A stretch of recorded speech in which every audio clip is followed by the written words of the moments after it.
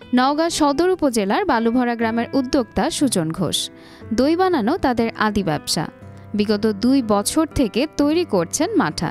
বিশেষ করে গ্রীষ্মকালে প্রচণ্ড গরমে স্বস্তিদায়ক এই মাঠা খুবই সুস্বাদু ও জনপ্রিয়, তাই বাজারে এর ব্যাপক চাহিদা রয়েছে। পরবর্তীতে পিকেএসএফ এর সহযোগিতায় একটি বেসরকারি উন্নয়ন সংস্থার অর্থ ও প্রশিক্ষণের সহযোগিতা নিয়ে গড়ে তোলেন এই কারখানা। আমাদের আদি ব্যবসা হচ্ছে দইয়ের ব্যবসা, পাশাপাশি মাটার ব্যবসা শুরু করলাম মোটামুটি 4 থেকে 5 বছর হবে। এই মাটার ব্যবসার পিছনে আমার বেশি অবদান দাবি মৌলিক উন্নয়ন সংস্থার এক ভাইয়ের সাথে আমার পরিচয় হয়ে বিভিন্ন ট্রেনিংয়ে অর্থায়নে আমাকে সহযোগিতা করে থাকে।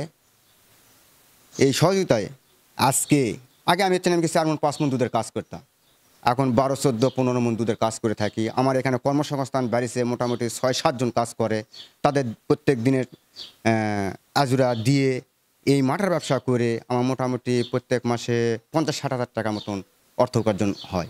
বছরে 7 মাস তার এই প্রতিষ্ঠান থেকে মাঠা তৈরি ও বাজারজাত করা হয়ে থাকে। প্রতিদিন 10 থেকে 12 মণ দুধ জাল করে প্রায় 400 লিটার মাঠা তৈরি করেন তিনি।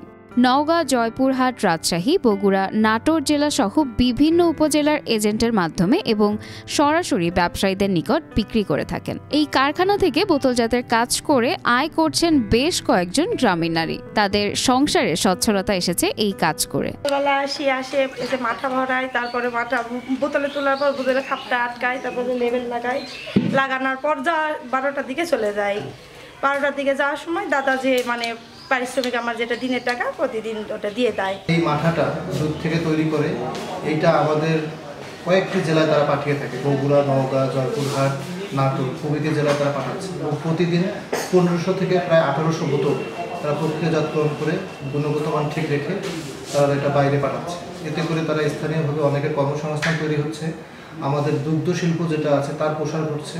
প্রতিদিন অনেক দুধ তারা কালেক্ট করে সেখান থেকে মাঠা তৈরি করে বিক্রি করছে, একটা সমন্বিত একটা উন্নয়ন প্রকল্প গড়ে উঠতেছে।